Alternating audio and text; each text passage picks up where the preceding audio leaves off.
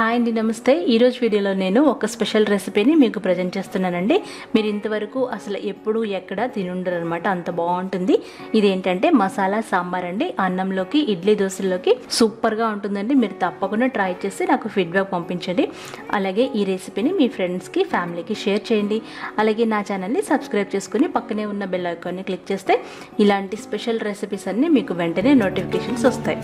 ఓకేనా ఫ్రెండ్స్, మరి ఈ రెసిపీలోకి వెళ్ళిపోదామా?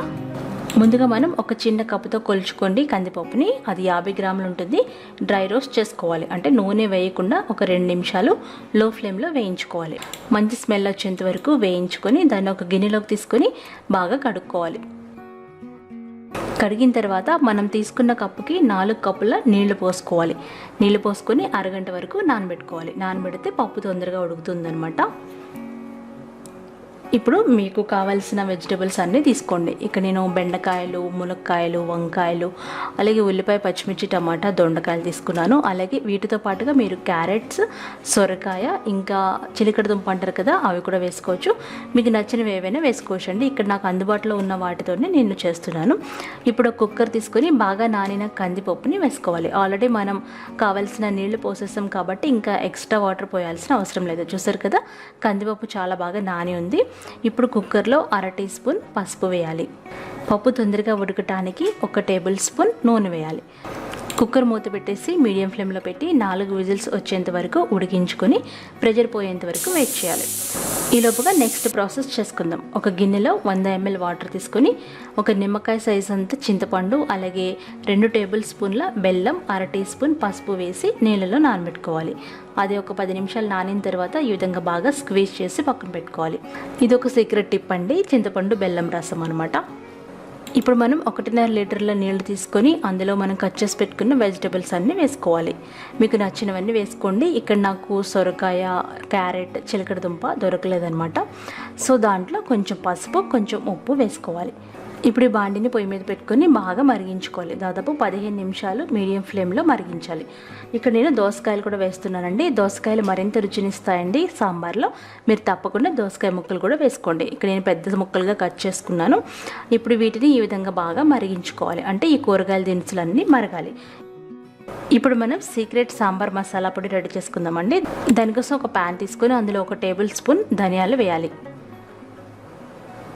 అలాగే అందులో 2 టేబుల్ స్పూన్ల గసగసాలు వేయాలి. ఇది ఒక సీక్రెట్ అండి, గసగసాలు ఏ సాంబార్ మసాలాలో వాడరు అనమాట. ఇందులో 1 టేబుల్ స్పూన్ మినపప్పు, 1 టేబుల్ స్పూన్ తెల్ల నువ్వులు వేయాలి. అలాగే 1 టేబుల్ స్పూన్ పచ్చిశనగపప్పు, దీంతో పాటుగా 10 టేబుల్ స్పూన్ల వరకు కందిపప్పు వేయాలి. వీటన్నిటిని లో ఫ్లేమ్లో పెట్టుకుని డ్రై రోస్ట్ చేసుకోవాలి. ఒక 2-3 నిమిషాలు బాగా డ్రై రోస్ట్ చేయాలి. అందులోనే 10-15 ఎండుమిరపకాయలు వేసి వీటిని కూడా డ్రై రోస్ట్ చేసుకోవాలి. ఒక 2-3 నిమిషాలు బాగా డ్రై రోస్ట్ చేస్తే బాగా వేగిపోతాయి అన్నమాట.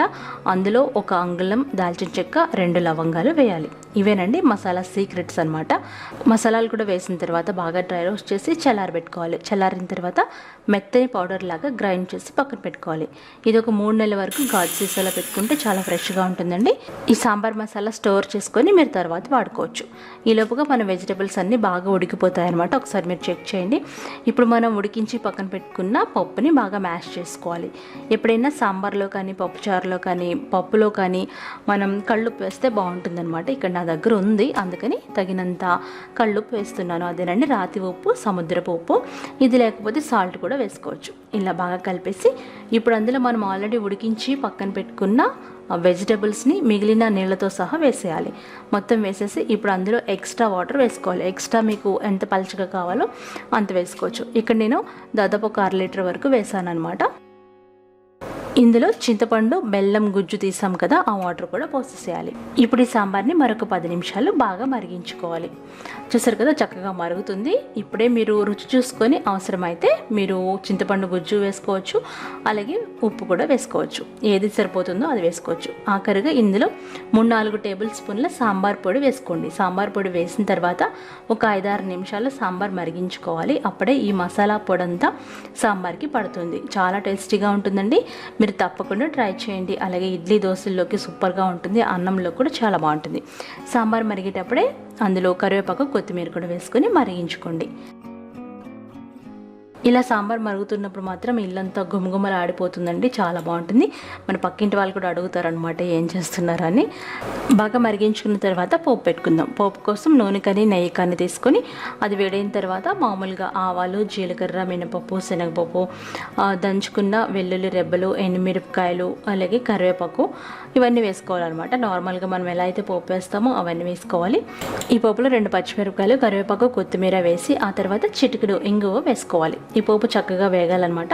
బాగా వేగిన ఈ పోపుని మనం మరిగించుకుంటున్న సాంబార్లో పోసేయాలి. సాంబార్లో పోసేసి ఒకసారి బాగా కలుపుకొని ఒక 2 నిమిషాలు మరిగించుకోవాలి. ఆఖరిగా ఇంకొక చిన్న టిప్ అండి, పచ్చి కొబ్బరి తురుము కానీ ఎండు కొబ్బరి తురుము కానీ ఒక 2 టేబుల్ స్పూన్లు వేసుకుంటే మీ సాంబార్ మరింత రుచిగా ఉంటుంది. ఇలా మరిగేటప్పుడు వేసుకోవాలి.